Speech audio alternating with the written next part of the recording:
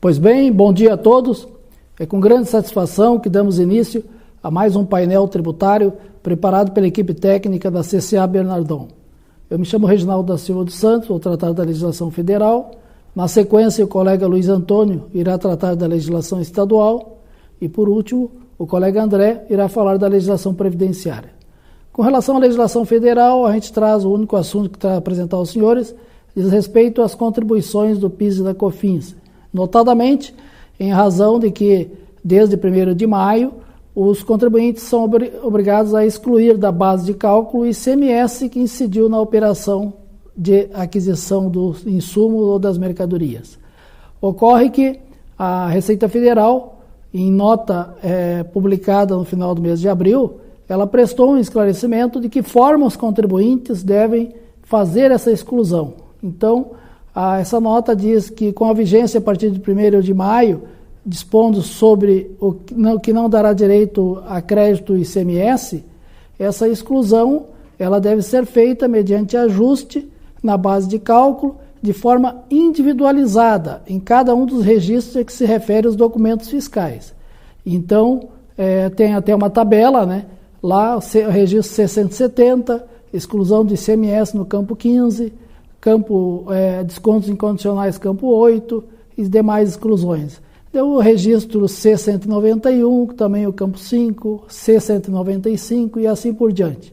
Então, a Receita esclarece que esta exclusão ela deve ser feita de forma individualizada por documento fiscal. Ela não pode ser feita uma exclusão única no final do mês de ajuste à base de cálculo, como em algumas situações é permitido. Também, ainda dentro desse mesmo tema, a Receita esclarece, né, que com relação àquelas aquisições dos bens do ativo imobilizado, onde os contribuintes têm direito de tomar crédito sobre os encargos de depreciação ou até mesmo sobre a aquisição de bens, quando a aquisição é integral no mês da compra, essas aquisições também estão sujeitas à exclusão do ICMS da base de cálculo. Mas de que forma os contribuintes devem fazer essa exclusão? No caso, vão pegar os encargos de depreciação ou aquisição de bens quando for no F-130. F-120 é depreciação, o F-130 é dos bens incorporados ao ativo imobilizado. A Receita esclarece que essa exclusão do ICMS ela deve ser lançada no campo 7, correspondente à parcela não dedutível para fins de tomada de crédito das contribuições do PIS e da COFINS. Então, fica aí esclarecido como os contribuintes devem proceder para ajustar a base de cálculo com a exclusão do ICMS desde 1º de maio agora deste ano. Então, com relação à legislação federal, o recado que a gente gostaria de transmitir aos senhores seriam esses. Fique agora na sequência com o colega Luiz Antônio, da área fiscal, e na sequência, depois, o colega André, na área previdenciária. Um abraço a todos, nos encontramos no próximo painel tributário.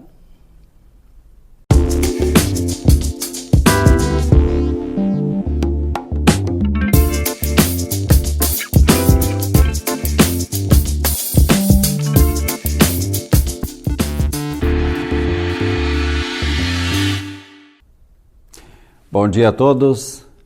Nesse módulo do painel tributário da CCA, vamos comentar algumas alterações da legislação do ICMS do Estado do Rio Grande do Sul. A principal alteração diz respeito à vinculação da emissão do comprovante de pagamento eletrônico à nota fiscal de consumidor eletrônica nas operações de vendas realizadas de forma presencial. Conforme divulgado pela Secretaria da Fazenda do Estado do Rio Grande do Sul, através da normativa 37, foi estabelecido um escalonamento para o início da obrigatoriedade de vinculação da emissão do comprovante de pagamento eletrônico à NFCE, que é a Nota Fiscal de Consumidor Eletrônica, e isto nas operações de vendas realizadas de forma presencial. Diante disso, a emissão do comprovante de transação ou intermediação de vendas ou serviços realizados de forma presencial, efetuada com cartões de débito, cartões de crédito, cartões de loja, transferências de recursos, transações eletrônicas do sistema de pagamento instantâneo e demais instrumentos de pagamento eletrônico, deve estar então vinculada à nota fiscal de consumidor eletrônica emitida na operação ou prestação, mediante interligação com o programa emissor do documento fiscal, considerando o seguinte escalonamento. Então, a partir de 1º de abril de 2023, portanto, já passado, para os estabelecimentos cuja atividade econômica esteja enquadrada no CGCTE, a inscrição estadual do Rio Grande do Sul, relativamente ao ICMS, isto nas classes 4711-3 e 4712-1 da CNAE, que é o Código de Atividade Econômica do IBGE, que está consignado também no CNPJ. Isto refere-se a supermercados, hipermercados, mini-mercados, com faturamento da empresa no ano de 2022, desde que tenha sido superior a R$1.800.000. Isto, então, para 1º de abril de 2023. Agora, para 1º de julho de 2023, para estabelecimentos cujo faturamento da empresa no ano de 2022 tenha sido superior a R$720.000. A partir de 1º de outubro de 2023, para os estabelecimentos cuja faturamento da empresa no ano de 2022 tenha sido superior a R$360.000. E a partir de 1º de janeiro de 2024, para os demais estabelecimentos. Para identificar o faturamento do estabelecimento, o contribuinte, então, conforme as orientações da Fazenda, deverá considerar a soma do faturamento de todos os estabelecimentos do contribuinte, localizados no estado do Rio Grande do Sul. Para o contribuinte que iniciou suas atividades no ano de 2022, por exemplo, deverá ser considerada a proporcionalidade dos valores de faturamento ao número de meses ou fração de mês de atividades no ano. Assim, os estabelecimentos classificados como supermercados, hipermercados e mini-mercados que tiveram no ano calendário de 2022 faturamento superior a R$1.800.000 já deveriam estar atendendo à obrigação de vincular a nota fiscal de consumidor eletrônica ao comprovante de pagamento eletrônico. E isto desde 1º de abril de 2023, como mencionei anteriormente. Sendo assim, é importante que todos os estabelecimentos que estavam obrigados, a partir de 1º de abril, ou seja, supermercados, voltando novamente, hipermercados, mini-mercados, e que ainda não estão realizando essa vinculação, devem então procurar os responsáveis pelo sistema utilizado no faturamento de todos os seus estabelecimentos para que procedam os ajustes necessários para atender essa obrigação e que o façam o quanto antes, com o objetivo de satisfazer a determinação da Secretaria da Fazenda do nosso Estado, sob pena de, em permanecendo com essa irregularidade, tais estabelecimentos ficam sujeitos às pesadas multas estabelecidas na Lei 6.537 de 1973, que dispõe sobre o procedimento tributário administrativo estadual do Estado do Rio Grande do Sul. O escalonamento indicou a obrigatoriedade de forma retroativa à primeira hipótese, considerando que essas exigências da Secretaria da Fazenda do Estado do Rio Grande do Sul já estava prevista para iniciar em 1º de janeiro de 2023, tendo sido inclusive prorrogado para 1º de abril de 2023 devido às implicações e alterações nos sistemas dos contribuintes varejistas gaúchos. O próximo assunto, então, diz respeito ao regime de tributação monofásica do ICMS, que já tem sido tratado em muitas vezes aqui neste painel.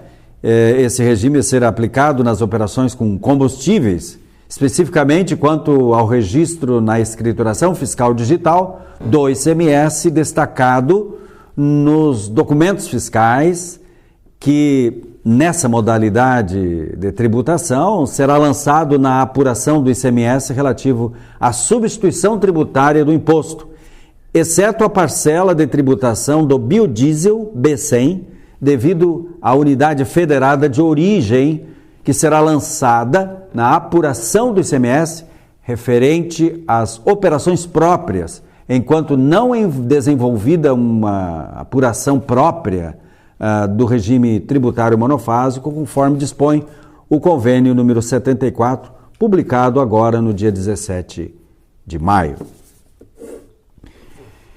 Por último, ainda com referência ao regime monofásico de tributação do ICMS do setor de combustíveis, houve a divulgação de mais uma nota orientativa, que foi identificada como versão 1.3, ela instrui quanto à escrituração de operações com o ICMS monofásico a partir dos novos códigos de situação tributária criados pelo ajuste CINIEF 01 de 2023. Então eram essas as informações da área fiscal quanto ao ICMS do Estado do Rio Grande do Sul que gostaríamos de transmitir aos senhores. A seguir, o colega André irá comentar as alterações da área previdenciária. Desejamos, então, um bom dia, uma ótima semana a todos e até o próximo painel tributário da CCA.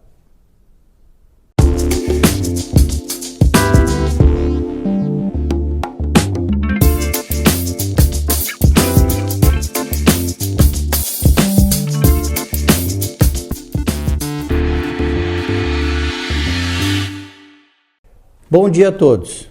Com a publicação da Portaria Interministerial do Ministério da Previdência Social, número 27, restou atualizada a tabela de faixas para o cálculo da contribuição previdenciária dos trabalhadores, bem como o novo limite mínimo do salário de contribuição ao INSS, que, a partir do dia 1º de maio de 2023, passou a ser de R$ 1.320, por força da majoração do salário mínimo nacional. Como a transmissão dos eventos de desligamento, S2299, e término do trabalhador sem vínculo de emprego, S2399, não foi bloqueada e a referida portaria, com as novas faixas de contribuição previdenciária, foi publicada com vigência retroativa a 1º de maio de 2023, lembramos que cabe ao empregador realizar, antes do fechamento da folha de maio, a retificação dos eventos que, porventura, foram transmitidos antes da implantação da alteração, para que os cálculos passem a contemplar os valores atualizados pela portaria. Ainda se tratando do E-Social, informamos que em 17 de maio foi publicada no portal do E-Social a nota técnica versão S1.1, número 2 de 2023, que trouxe ajustes na tabela e regras e consolidando os layouts do E-Social. E para encerrar o painel tributário da CCA Bernardon dessa semana, gostaríamos de comunicar que a Secretaria da Receita Federal implantou, a partir do último dia 15, nova rotina na consulta Situação Fiscal, disponível no portal ECAC, que exibirá os períodos em que for detectada a omissão na entrega da DCTF Web, bem como a existência de DCTF Web retificadora não transmitida, situação em andamento. Estas duas situações passarão a ser impeditivas à expedição de CND e certidão positiva de débitos com efeitos de negativa. Sempre que há retificação de alguma escrituração, E-Social ou FDRINF, é gerada uma DCTF Web retificadora, na situação em andamento. Essa declaração deve ser transmitida, mesmo que não tenha havido nenhuma mudança de valores. Essa transmissão garante a integridade entre as escriturações e a DCTF Web. Sendo assim, orienta-se que sejam verificadas no portal da DCTF Web, no ECAC, a existência de alguma declaração na situação em andamento. Se for constatada essa situação, aconselha-se a providenciar a transmissão o mais rápido possível, de forma a evitar problemas futuros na situação fiscal. Essas seriam as novidades da legislação tributária e previdenciária da última semana. Desejamos a todos uma ótima semana.